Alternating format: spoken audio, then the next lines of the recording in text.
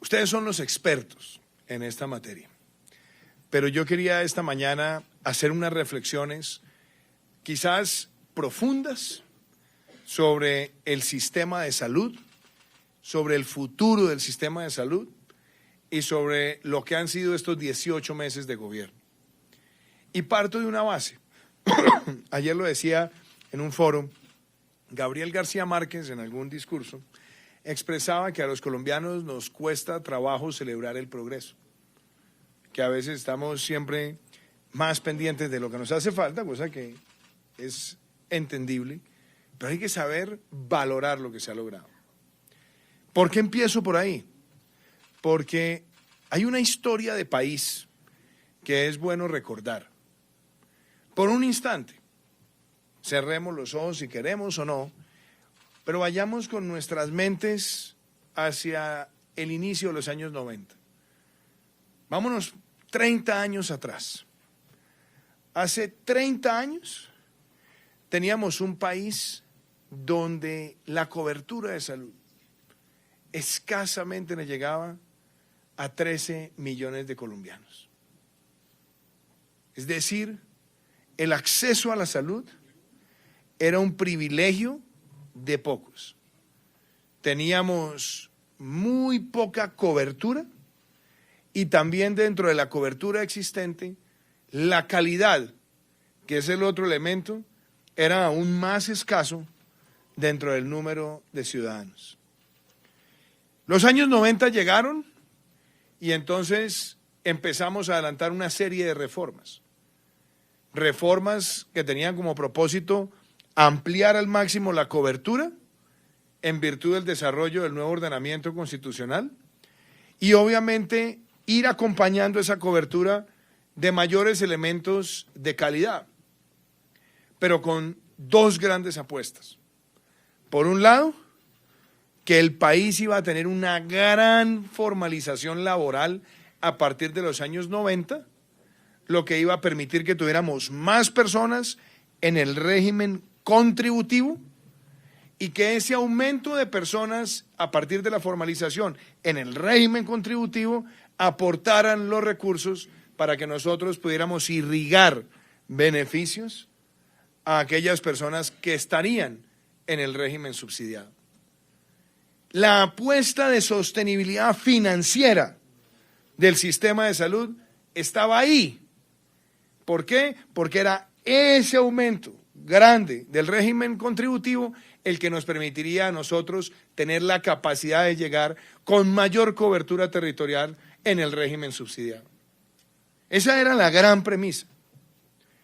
Dentro de esos elementos se contempló un esquema de aseguramiento que garantizara flujos que iban desde las empresas prestadoras de los servicios de salud, que a su vez tendrían esa conexión con toda la red de servicios, incluyendo los servicios hospitalarios.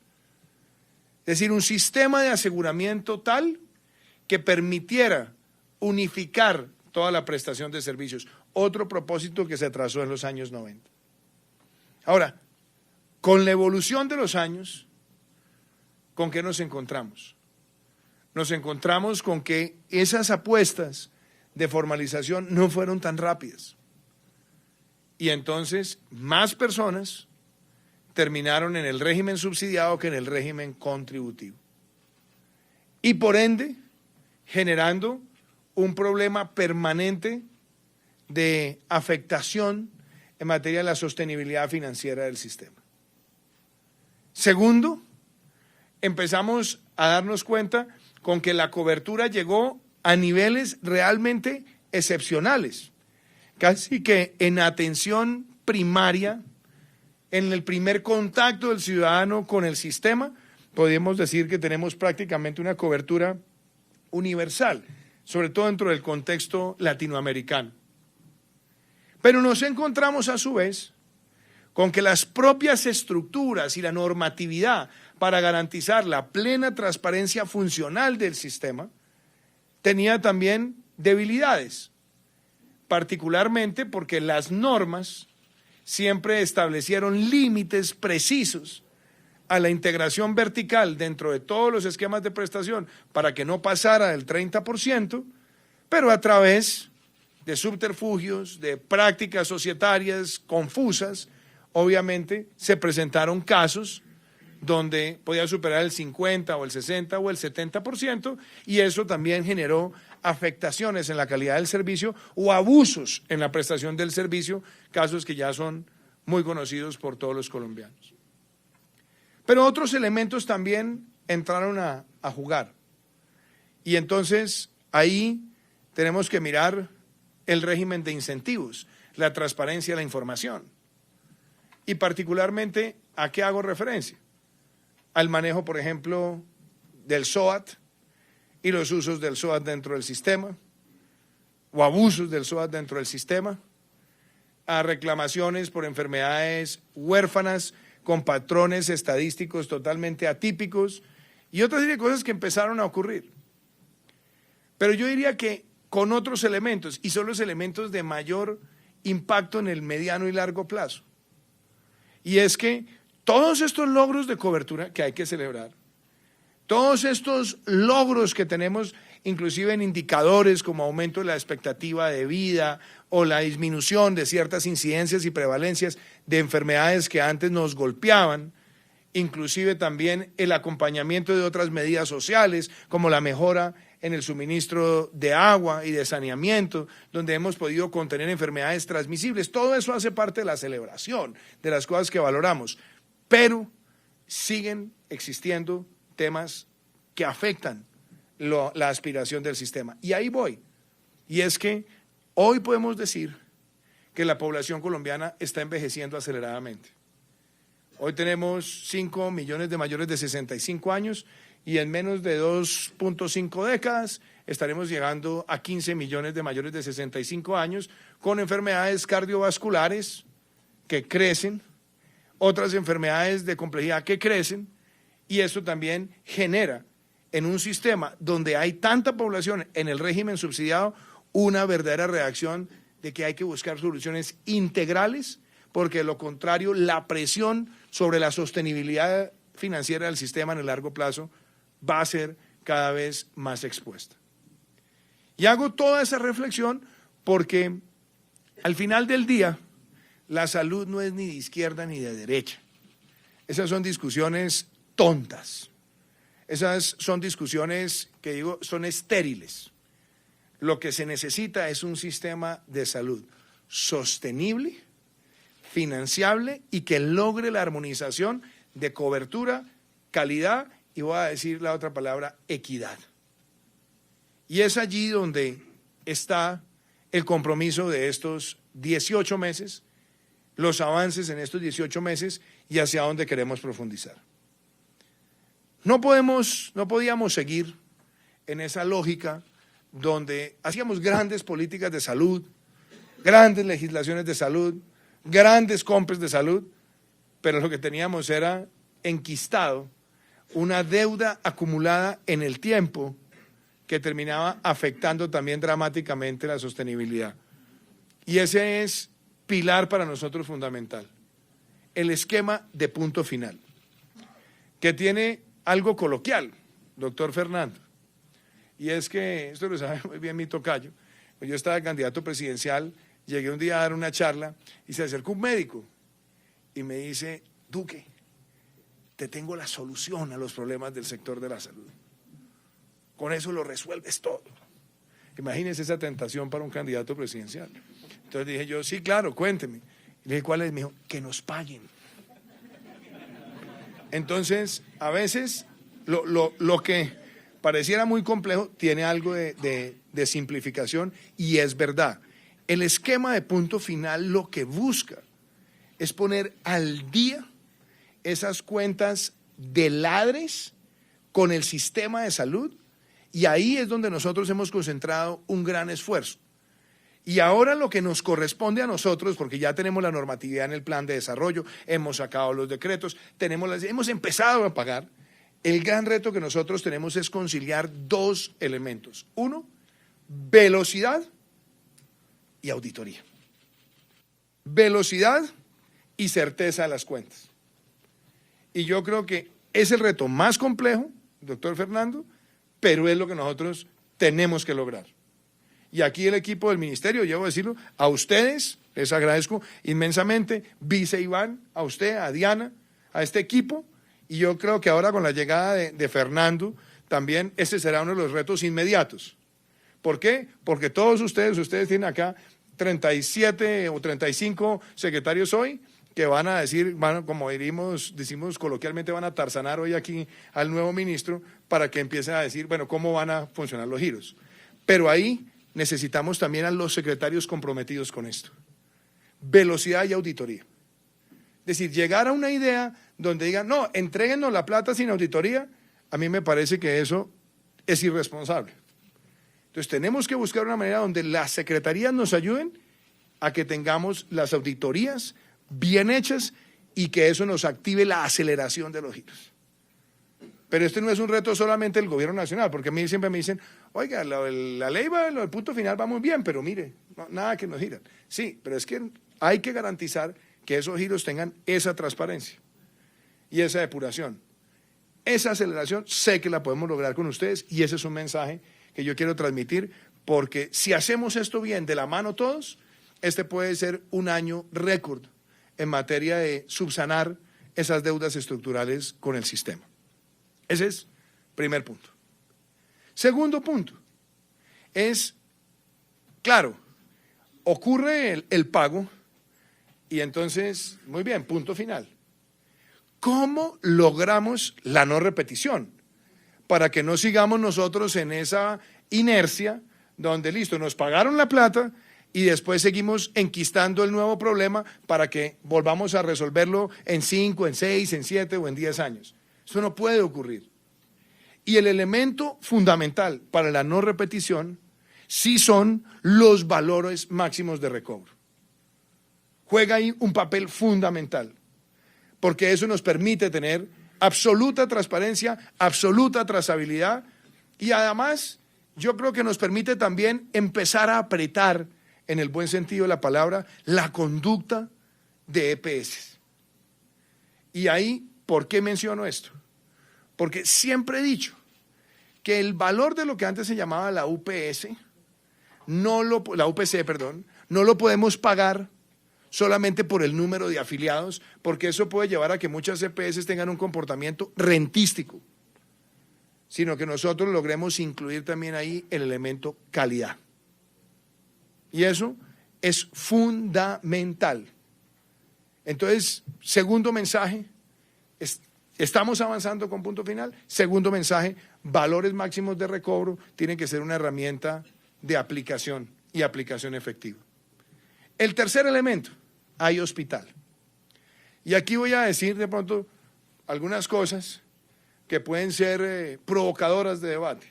Es necesario. La elección de los gerentes de los hospitales es quizás la elección más importante que se toma a nivel local cada vez que empieza una nueva administración. Porque un buen gerente es la bendición para ustedes y para sus administraciones. Un mal gerente o un gerente capturado por la politiquería es un problema que queda enquistado 4 años y eso desangra cualquier gobierno local. Ustedes van a tener ahora en 50 días esa elección. Yo creo que aquí tenemos que ir con un pacto por la despolitización de esa elección de los gerentes de los hospitales. Porque el éxito de Hay Hospital también depende de esos gerentes. No puede ser que nos encontremos con hospitales que tengan más abogados que médicos, que tengan más contratistas administrativos que personas trabajando en la atención de los pacientes. Y yo se los digo, secretarios, aquí nos tienen para ayudar para el éxito de ustedes. Pero la ayuda nuestra parte de la base que ese proceso de selección de los gerentes sea absolutamente confiable, porque de eso dependerá que estos indicadores de Hay Hospital, que la dotación, que el uso, que el manejo adecuado de los medicamentos realmente se traduzca en mejorar los servicios para los ciudadanos. Otro tema controversial, precios. Ya hablamos de esquema de punto final, ya hablamos de iHospital para mejorar indicadores, ya hablamos también de valores máximos de recobro. Ahora toco este tema, que es el tema también de precios de los medicamentos. Aquí hay que buscar un balance, y ese balance tiene que ser siempre, por un lado, en la justicia y la equidad, y por otro lado, el desarrollo científico, la investigación que va asociada con la calidad de los mismos. Esos dos principios que hay que conciliar para nosotros son fundamentales, pero lo que también nosotros tenemos que lograr es que definamos una racionalidad en precios, porque no puede ser que el mismo medicamento que se vende en Colombia tenga un valor 60% menos en Ecuador o 50% menos en Perú, etcétera, etcétera. Y yo creo que lo que se ha venido haciendo es una política de Estado que la hemos venido acelerando y que ha tenido un respaldo fundamental del equipo técnico del ministerio, porque ya son más de 1.700 medicamentos que tienen esos controles que en la cadena comercial indirecta pues ya puede llegar a tener reducciones de precio del orden del 89%, y en la cadena directa puesto al consumidor final podemos estar hablando de reducciones promedio entre el 25 y el 35% de los medicamentos que están en ese arqueo. Y creo que ese también es un valor importante de la política de Estado que nosotros hemos definido. No puedo dejar de mencionar dentro de este contexto algunos aspectos que impactan en el servicio ciudadano. La ley de residentes. Ese, para mí, creo que es un paso importante que hemos dado. Complejo, exigente, sí, pero yo también creo que tiene un elemento de equidad. Y es que hay muchos padres de familia o muchos estudiantes que invierten muchísimo para la formación en la profesión médica, y que después, cuando entran al ciclo de residencia, éramos de los pocos países que no estábamos realmente remunerando ese servicio. Creo que el haber dado ese paso también reivindica, por un lado, motivar a la profesión médica y motivar a la profesión médica al servicio del ciudadano. Y por eso, señor doctor Fernando, le tocará a usted, al equipo del ministerio, también seguir adelante. Y le cuento una cosa, yo conocí al doctor Fernando Ruiz hace 20 años, él tenía más pelo y yo tenía el pelo negro. Él trabajaba con mi compañera del vida, Amanda Glassman, que trabajó con muchos equipos técnicos del ministerio en lo que era la reforma al Sistema General de Seguridad Social en Salud. Y desde ese momento hablábamos de ese tipo de medidas, que también tiene que ir acompañado, y esa será otra decisión, de cómo vamos a manejar la densidad de especialidades médicas por las necesidades territoriales. Ese tema también tiene que entrar en discusión, porque hemos tenido años de muchísima restricción, y me parece que unas restricciones que a veces se han vuelto excesivamente rígidas y excesivamente absurdas, porque cuando tenemos una densidad de especialistas consolidado en pocos lugares del territorio, pero sin los avances de telemedicina y otras cosas, terminamos encareciendo estructuralmente el sistema, porque toca hacer grandes desplazamientos de pacientes a recibir la atención de un especialista, pero no estamos contemplando el resto de la atención integral para ese paciente. Luego el paciente queda en la disuasión total de poder hacer la búsqueda de esa atención efectiva. Y yo creo que ese también es un mensaje que todos debemos abordar. Historia clínica en línea. Ese es otro logro que se ha consolidado. De nuevo, felicito al equipo del ministerio. ¿Por qué? Porque eso es equidad. No es solamente tecnología, no es digitalización, es calidad. Porque eso permite que un ciudadano que se mueve en el territorio nacional, si llega a Cúcuta, no tenga que volver a hacer los mismos exámenes que ya tenía en Bogotá, o los que tenía en Pereira, o los que tenía en Puerto Gaitán. No, ya la historia está consolidada, y eso permite una respuesta más efectiva, más rápida y más equitativa por parte del sistema de salud. ¿Qué es lo que nosotros tenemos que garantizar? La profundización. Y por eso la apuesta que nosotros estamos haciendo desde el gobierno con la ley de las TIC, de llegar a un 70% de cobertura de Internet de alta velocidad para el 2022, pues yo voy a decir que uno de los grandes beneficiarios de esa medida va a ser el sector de la salud, porque va a profundizar no solamente la historia médica en línea, sino que también va a poder ofrecer con más certeza los servicios de telemedicina. Es decir, vamos a poder hacer diagnósticos con la información clínica a la mano del médico, pero al mismo tiempo poder hacer algunos diagnósticos rápidos que se puede hacer desde espacios remotos, quitándole un costo tan grande de desplazamiento en el territorio a cientos de miles de pacientes. Facturación electrónica. Eso no lo mencionó aquí mi tocayo, pero yo lo menciono porque ya está en la ley de crecimiento, ya está en la ley de financiamiento, y yo quisiera que el equipo del ministerio, Fernando, se pusiera en la tarea de acelerar en todos los sistemas de prestación de salud la facturación electrónica. ¿Para qué nos sirve? Para transparentar información, para transparentar auditorías, pero una cosa fundamental, para poder ejercer una clara inspección y vigilancia con respecto a la integración vertical. Con la facturación en línea podemos verla ahí, pulpita, y yo creo que eso nos va a producir un tremendo efecto. Depuración. La ley tiene que ser aplicada y aplicada con drasticidad. El país no puede seguir teniendo EPS cuyo símbolo sea el abuso del ciudadano. Y la labor que se ha venido haciendo con la Superintendencia de Salud ha sido dura, exigente. ¿Y qué ha logrado? Ir depurando. Y hay que depurar responsablemente. Hay que tener mucho cuidado con aquellos adalides del Big Bang que dicen, salga y tómese esta masivamente, y que entonces el Estado tenga que responder inmediatamente por una red de millones de ciudadanos para favorecer los intereses de unos bandidos que ya saquearon el sistema y que lo que quieren es que los intervengan para dejarle el problema al Estado. Por eso, esas depuraciones tienen que ser rápidas, programadas y bien dimensionadas para que nosotros podamos atender con efectividad al paciente, pero no generar una parálisis en la prestación del servicio. Yo creo que en eso estamos. Yo creo que la legislación que se ha sacado ha sido muy útil, porque la legislación nos ha permitido a nosotros endurecer la capacidad de sanción de la superintendencia. Entonces la enumero, esta también como un avance en la política pública, y creo que le sirve también mucho a los secretarios. Si nosotros trabajamos con las secretarías de la mano, podemos identificar dónde están los malos prestadores, si se tienen que ir, se van, y hacemos entonces un traslado programado y bien hecho en función de la calidad. Hablé ya de telemedicina en líneas generales, hablé también de hospitales despolitizados, y yo quiero pasar a hablar de uno de mis temas favoritos, inmunología.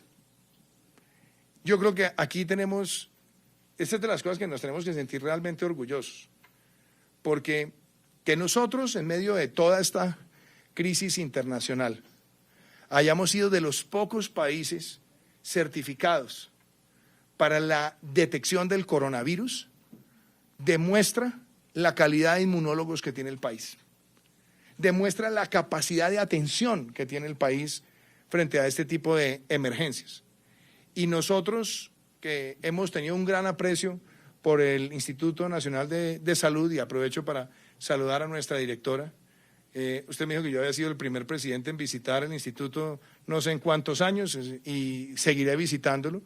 Y estamos en un proceso muy importante, Fernando, y es la acreditación del instituto, prácticamente también como centro educativo, para que nosotros podamos ofrecer programas donde sean muchos más los esquemas de formación. Con otro elemento, hemos fortalecido presupuestalmente el instituto y hemos aplaudido y dimensionado y promovido inversiones como la de tener el bioterio más moderno que tiene América Latina. Y ahora una de las tareas que yo quiero que materialicemos, y le he pedido también eso al Ministerio de Comercio, es que si tenemos un Instituto Nacional que está produciendo, por ejemplo, antiofídicos de gran calidad, necesitamos es tener una muy buena capacidad de mercadeo y comercialización para que eso también le dé unos ingresos permanentes al instituto. Pero lo menciono es porque nosotros hemos venido no solamente derrotando enfermedades que en otros países están latentes, sino que además con el ministerio, en los programas de salud pública, hemos logrado la detección temprana de enfermedades. Éramos un país libre de sarampión y nos encontramos con más de 400 casos el año pasado, sobre todo por el choque migratorio, donde encontrábamos que en Venezuela se estaban dejando de suministrar esas vacunas desde hace 2 o 3 años, fueron identificados y atendidos, y eso mereció un premio que me lo entregó el director de la Organización Mundial de la Salud en Naciones Unidas, pero yo debo decir, yo lo recibí encantado y feliz, pero realmente ese premio, hoy desde aquí, desde el corazón, quiero decir, le corresponde al Ministerio de Salud, a sus funcionarios, al Instituto Nacional de Salud, y ustedes se merecen ese reconocimiento con todas las distinciones. Paso al otro tema, prevención. Sobre esto, esa es una conversación que siempre está latente, está presente, y es cierto. Hemos mejorado mucho en prevención y se han controlado incidencias, prevalencias de enfermedades que antes eran un verdadero dolor de cabeza. Pero nos toca hacer mucho más. Y yo, por ejemplo, también le quiero decir a los secretarios, hagamos alianzas, trabajemos de la mano, buenos hábitos alimenticios, recreación, deporte saludable. Hablemos también de los temas de nutrición infantil. Hagamos esa campaña conjunta que ayude en la prevención y vinculemos a esa agenda de prevención también temas que son tan importantes como la prestación de los servicios de agua y saneamiento. Queremos trabajar con ustedes en ese frente. Queremos también trabajar con ustedes frente a temas de desórdenes alimenticios, y es uno de los temas en los que el Ministerio también viene trabajando, y doctor Fernando, algo que también ha sido muy valioso, es ese trabajo concertado para que nosotros tengamos con la sociedad civil y al mismo tiempo con el sector privado unas prácticas de etiquetado que satisfagan la información que debe tener el consumidor en función de la salud pública. Yo quisiera también que esa campaña en las regiones la difundamos y la difundamos con éxito. Investigación.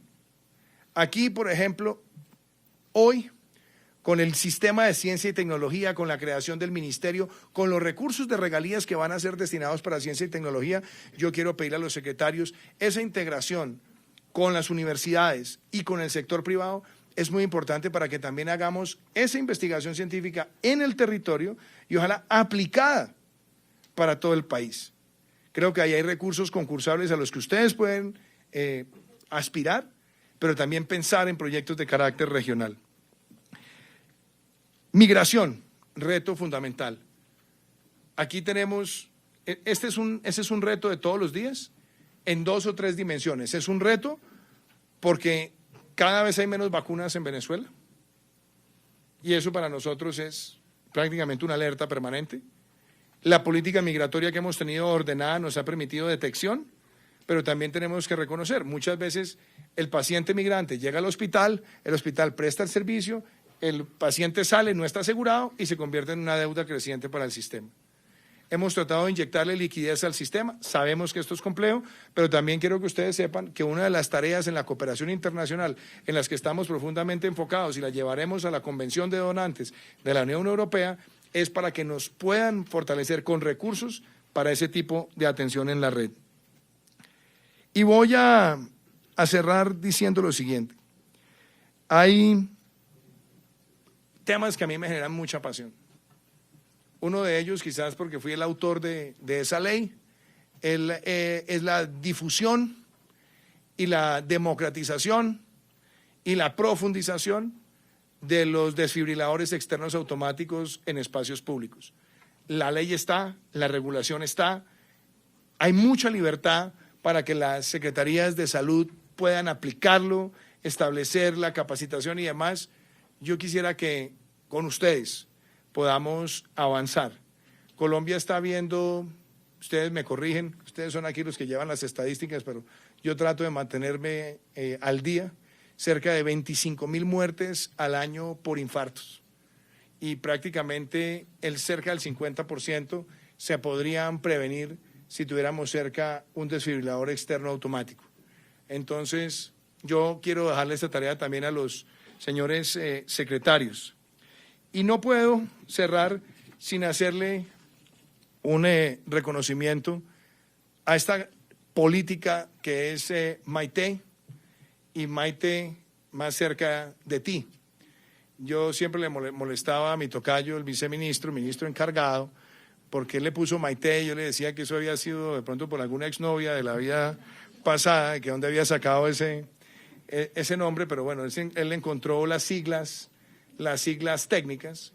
Yo creo que Maite tiene una ventaja.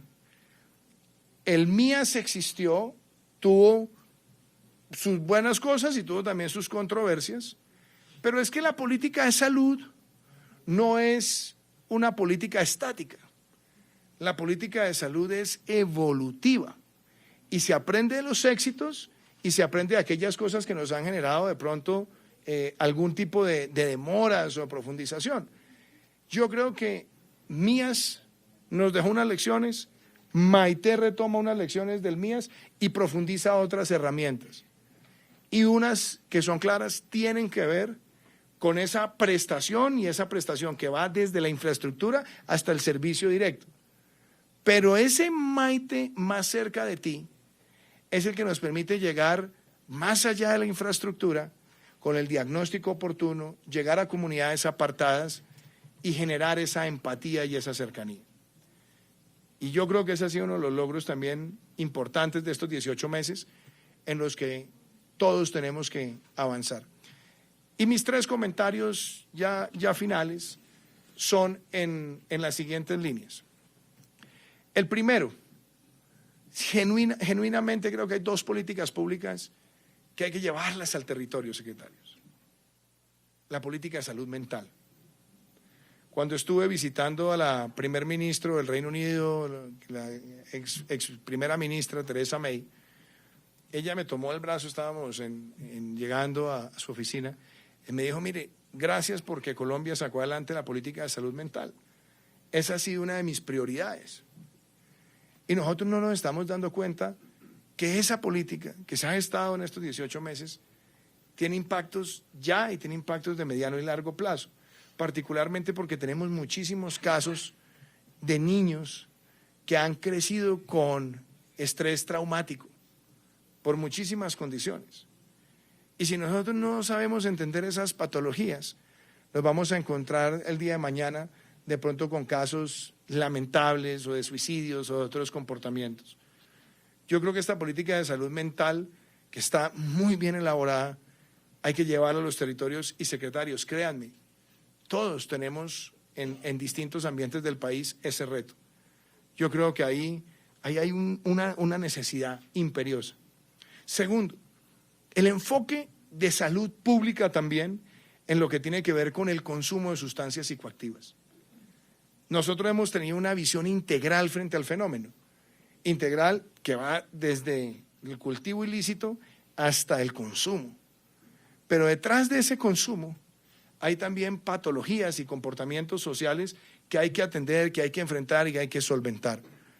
Yo también creo que podemos empezar a hacer pactos territoriales sobre esas materias que también tienen elementos disuasivos y persuasivos para disminuir las tendencias de consumo que son altas en el país desde hace varios años. Entonces, secretarios, ahí les dejo también esa consigna.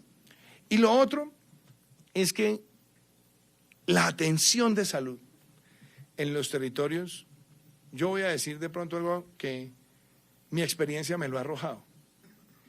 Ese interés permanente de los municipios, con toda la razón de tener infraestructura de salud, hay que saber encontrarle el balance, porque yo a veces cuando visito veo que nos gastamos, o se gasta, mucha plata en el material del centro de salud y se gasta muchísimo menos en los equipos que deben estar adentro de esos ladrillos y de ese cemento. Y ahí le he pedido, por ejemplo, al Departamento de Prosperidad Social que nos ayude a hacer unos pilotos de centros de salud, por ejemplo, de primero y segundo nivel, que se pueden manejar con tecnologías modulares, tipo contenedores, que pueden tener una capacidad de instalación muy buena, materiales que son resistentes también en el tiempo, pero que pueden tener todas las tecnologías pertinentes en materia de aislamiento, de manejo de desechos, de camas y de tecnologías para atender al paciente, que nos permitirían hacer una inversión mucho más grande en los equipos de atención y en el personal de atención que quedarnos con unas infraestructuras muy pesadas, muy costosas. En esto no hay absolutos, eso no quiere decir que se deje hacer lo otro, pero sí creo que para algunos lugares del territorio se pueden buscar estas soluciones que son más rápidas y más efectivas. Y yo no descarto tampoco, y ya este es mi último comentario, que miremos cómo acercamos el médico a la familia, cómo acercamos el médico a la necesidad familiar. Ese es un reto, muchos países lo tienen. Hay que mirar los costos, las complejidades, pero hay que tratar de llegar a eso. Y eso nos permite también resultados positivos en términos de prevención y en términos también de atención. Y quizás también produzca un buen resultado. Y es que muchas personas que están buscando el servicio prefieren llegar siempre a través de las urgencias, porque saben que es donde está la atención inmediata.